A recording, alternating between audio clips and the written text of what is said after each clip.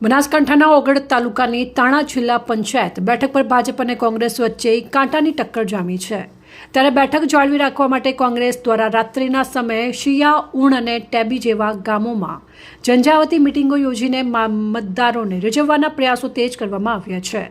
કોંગ્રેસ તરફથી પૂર્વ જિલ્લા પ્રમુખ અને વર્તમાન પ્રમુખ પૂરણસિંહ વાઘેલા ભલગામ મેદાનમાં છે, જેમના સામે ભાજપના તેજાભાઈ દેસાઈ વડા ચૂંટણી લડી રહ્યા છે।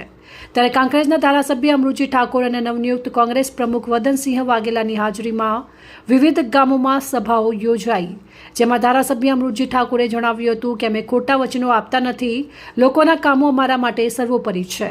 આ સભાઓ દરમિયાન ઉમેદવાર પૂરણસિંહ વાઘેલાએ વિશ્વાસ વ્યક્ત કરતા જણાવ્યું હતું કે મેં ગત ટર્મમાં નર્મદાના નીર, વીજળી અને રસ્તા જેવા પાયાના પ્રશ્નો માટે લડત કરીને કામો કર્યા છે અને કરતો રહીશ અને તમામ સમાજનો મને સાથ મળી રહ્યો છે।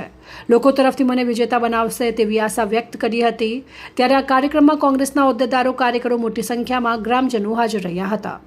અહેવાલ પૂના પ્રજાપતિ, ઓગળ, બનાસકાંઠા। નજીકમાં આવી રહી છે તે એના અનુસંધાનની મિટિંગ યોજી અમે ટોટાણા ગામે બપોરે, તેમાં પણ અમારે મોટી પ્રમાણમાં લોકો ત્યાં હાજર રહ્યા અને લોકોમાં જન સમર્થન એવું મળી રહ્યું છે કે અમારી ટોણા જિલ્લા પંચાયત 100% લોકોના આશીર્વાદ અમે જીતી રહ્યા છીએ।